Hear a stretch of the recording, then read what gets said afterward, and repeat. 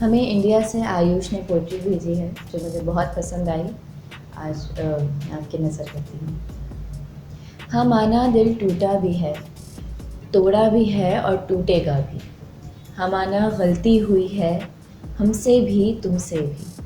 हाँ माना आज प्यार है भी और नहीं भी। सब बिखरा सा है, पर उस इबादत के खातिर जो कभी मैंने की थी, उस मोहब्बत के खातिर जो तुमने की थी, उन लम्हों की खातिर जिसमें ज़िंदगी जी थी, उस ज़िंदगी के खातिर जिसमें वो लम्हे बाकी हैं। सुनो, आगाज़ करते हैं फिर से, एक नई कहानी लिखेंगे पुरानी कहानी से बेहतर। सुनो, इस बार पूरा ख्याल रखेंगे। सुनो, ये जो भी खो गया है उसे भूल जाएंगे, ये जो भी खो गया है उसे फिर से ढूंढ लाएंगे।